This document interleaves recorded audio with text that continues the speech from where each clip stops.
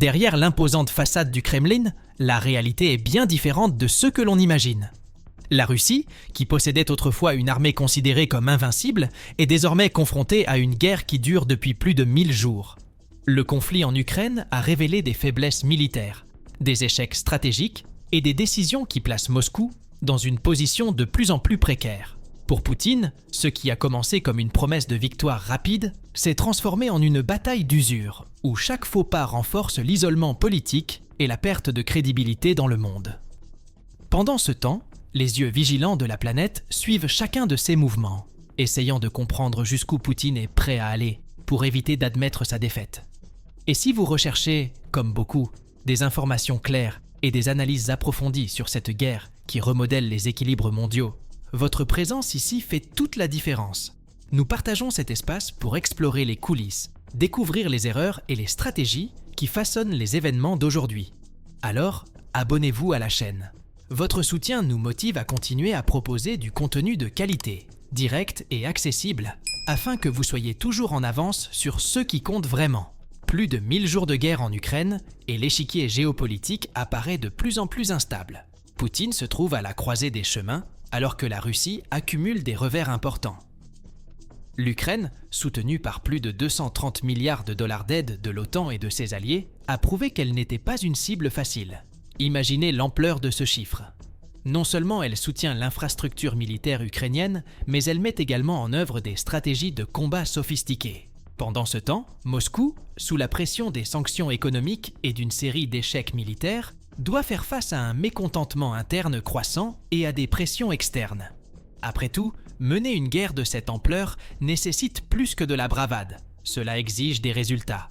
Ces échecs ont déjà coûté très cher au Kremlin, qui a vu son prestige s'éroder à mesure que les combats s'éternisent. Les analystes soulignent que, dans une guerre aussi prolongée, l'épuisement psychologique et matériel est un facteur clé.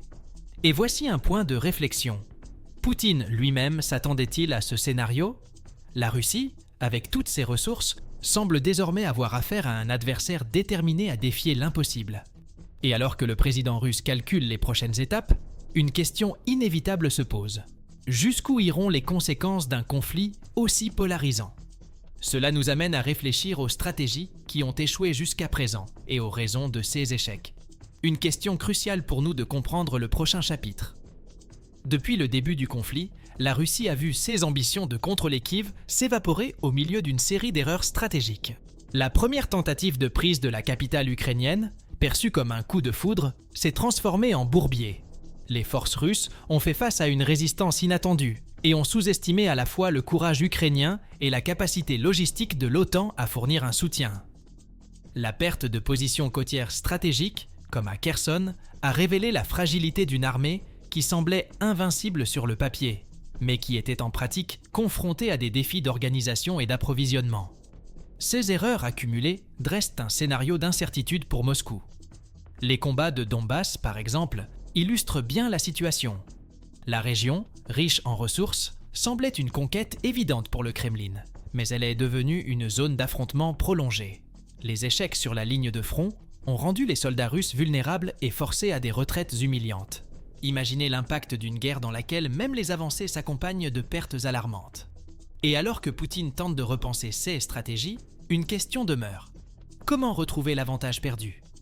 Ce dilemme est amplifié lorsque l'on regarde ce qui a suivi, en particulier la campagne d'été 2024, qui allait apporter un nouveau chapitre de frustration pour le Kremlin. L'été 2024 était censé marquer un tournant pour la Russie, mais ce qui s'est produit s'est avéré un échec retentissant. L'offensive sur Kharkiv, conçue comme un coup d'État stratégique, a révélé les faiblesses croissantes de l'armée russe. L'utilisation de chars improvisés, tentative désespérée de compenser le manque d'équipement moderne, a mis en évidence le manque de préparation de Moscou à soutenir une guerre prolongée. Ces véhicules, souvent reconvertis à partir de modèles obsolètes, étaient des cibles faciles pour la résistance ukrainienne. L'échec n'était pas seulement tactique, mais symbolique, mettant en évidence l'épuisement des ressources et la désorganisation logistique. En outre, l'incapacité de remporter des victoires dans une zone aussi sensible que Kharkiv mettait en danger le moral des troupes russes. Les soldats affrontaient non seulement des ennemis sur le champ de bataille, mais aussi la tension émotionnelle liée au combat dans des conditions défavorables. C'est comme essayer de gagner un marathon avec des chaussures déchirées. La frustration et la démotivation rendent le défi encore plus grand. Cette défaite s'ajoute à la longue liste de mésaventures militaires de Moscou qui doit désormais faire face aux critiques internes et externes. Mais les échecs de Kharkiv ne sont qu'une partie d'un puzzle plus vaste, dans lequel les vulnérabilités des équipements militaires russes eux-mêmes jouent un rôle crucial.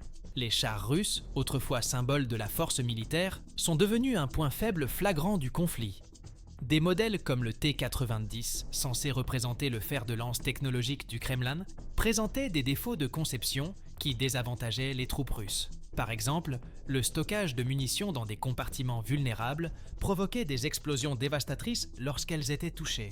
L'Ukraine, grâce à l'utilisation stratégique de drones équipés d'explosifs, a réussi à exploiter chirurgicalement ces vulnérabilités, détruisant des équipements précieux au moyen d'attaques relativement peu coûteuses et efficaces. C'est comme si une pierre bien lancée pouvait renverser un géant. La force brute a été perdue au profit de la stratégie. De plus, une confiance excessive dans la puissance des chars masquait le besoin de modernisation.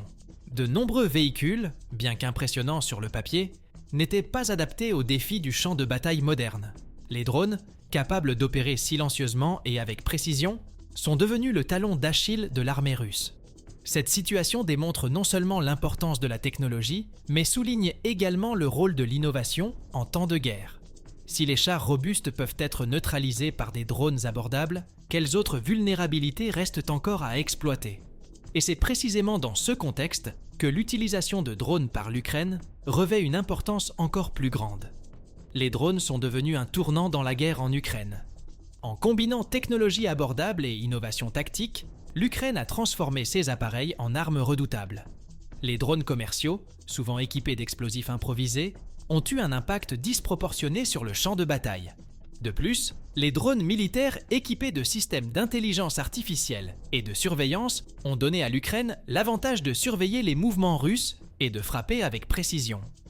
Un exemple clair est l'utilisation d'essaims de drones pour déstabiliser les lignes ennemies, montrant comment même une nation défavorisée peut inverser la tendance avec créativité et détermination. Ces dispositifs représentent également une solution rentable face au coût élevé de la guerre. Tandis que la Russie peine à remplacer ses équipements lourds, l'Ukraine déploie des drones à un coût infiniment moindre, mais avec des résultats dévastateurs. Imaginez un drone coûtant quelques milliers de dollars, détruisant des chars qui coûtent des millions. Cette disparité est le cauchemar logistique du Kremlin. Cependant, le succès des drones dépasse le champ de bataille. Il redéfinit la manière dont les conflits modernes sont combattus, et cet impact devient encore plus évident si l'on considère l'occupation audacieuse du territoire russe par l'Ukraine, ce qui remet encore plus en question la stratégie de Moscou. L'occupation par l'Ukraine de 805 km² du territoire russe à Koursk en août 2024 a été un coup inattendu et historique. Cette avancée symbolisait plus qu'une conquête territoriale. C'était un message clair selon lequel l'Ukraine est capable de mener la guerre à l'intérieur des frontières russes. Le Kremlin, pris par surprise, s'est révélé incapable de réagir efficacement, exposant ainsi de graves problèmes de logistique et de coordination.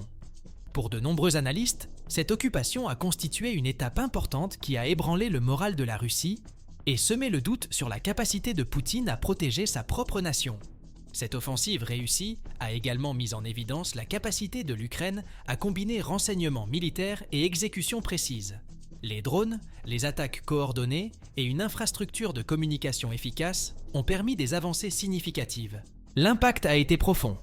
En plus des pertes territoriales, la Russie a été confrontée à un embarras international et à une pression intérieure accrue. Imaginez la perplexité qui règne à Moscou en voyant les troupes ukrainiennes contrôler certaines parties du territoire russe. Un scénario inimaginable au début du conflit. Cependant, l'occupation a mis en lumière une autre question sensible pour le Kremlin, l'état précaire de ses forces armées, notamment avec les défis liés à la conscription. La conscription en Russie s'est avérée un défi crucial pour Moscou. La plupart des soldats envoyés au front étaient des conscrits mal entraînés, avec des contrats de courte durée qui faussaient les statistiques officielles sur le nombre de soldats disponibles. Ce modèle, qui privilégiait la quantité sur la qualité, a créé une armée pleine de lacunes, où le manque de préparation mettait des vies en danger. Par ailleurs, l'augmentation des pertes humaines a mis en lumière le coût humain de la guerre, générant le mécontentement des familles et des critiques voilées à l'égard du gouvernement. Dans un pays où l'État contrôle fortement, ces voix d'opposition commencent à devenir difficiles à ignorer. Un autre facteur inquiétant était l'incapacité du Kremlin à motiver ses citoyens à s'enrôler volontairement. L'idée de mener une guerre prolongée, sans perspective claire de victoire, a aliéné les recrues potentielles. De nombreux jeunes Russes ont cherché des moyens d'éviter la conscription, allant de pots de vin à la fuite vers les pays voisins. Imaginez l'impact d'une armée composée d'individus qui, pour la plupart, ne veulent pas être là. Le moral s'effondre et l'efficacité suit le mouvement.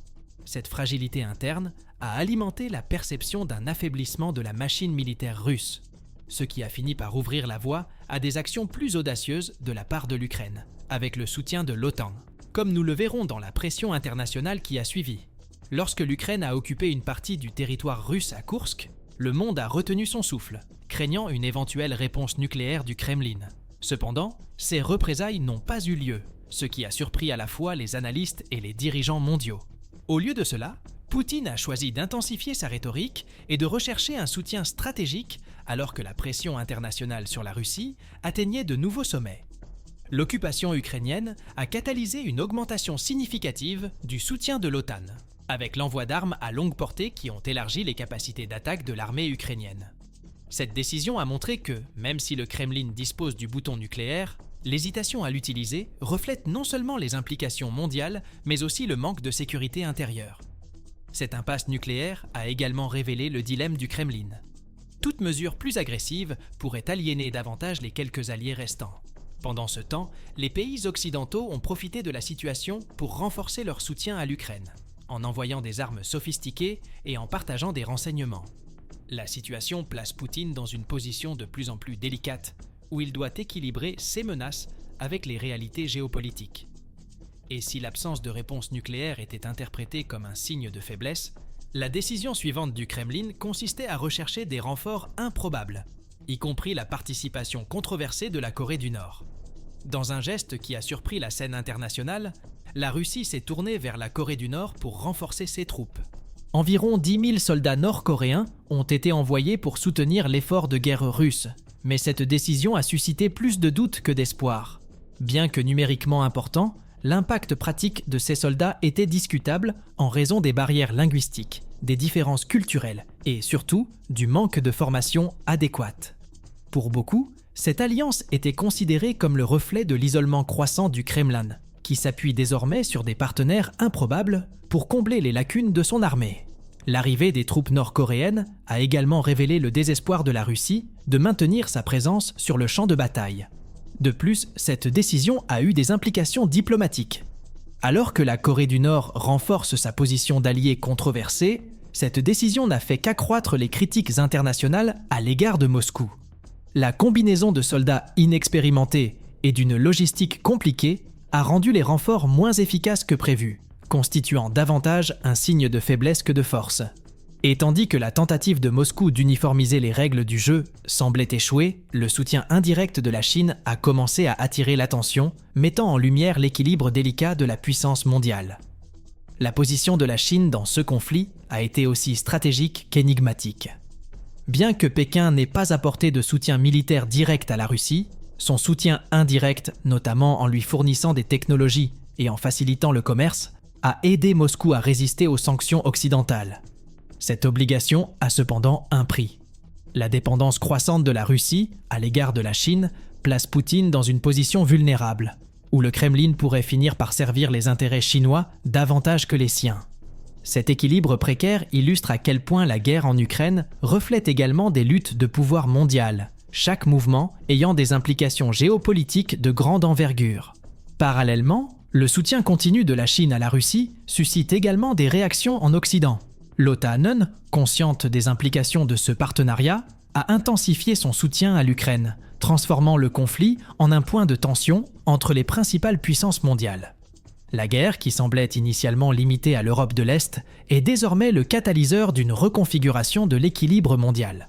Et alors que la Chine saisit cette opportunité pour étendre son influence, Poutine doit faire face à des pressions croissantes de toutes parts, à l'intérieur et à l'extérieur de ses frontières. La question qui se pose est la suivante. Jusqu'où cette dépendance et ces pressions mèneront-elles le Kremlin, surtout avec autant de facteurs en jeu ? Une fois que l'on plonge profondément dans les coulisses de ce conflit, il est impossible d'ignorer les leçons qu'il nous enseigne. La guerre entre la Russie et l'Ukraine n'est pas seulement une question de territoire ou de pouvoir. Il expose les stratégies, les erreurs et la dynamique d'un conflit qui façonnera l'avenir du monde. Et maintenant, c'est à vous de réfléchir. Quel est l'impact de cette bataille géopolitique sur la façon dont nous percevons la force, le leadership et même la survie ?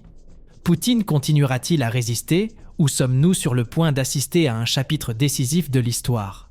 Mais ce n'est que le début. Et vous, que pensez-vous de tout cela ? Pensez-vous que la Russie a encore des tours dans son sac ou que l'Ukraine continuera à défier les attentes ?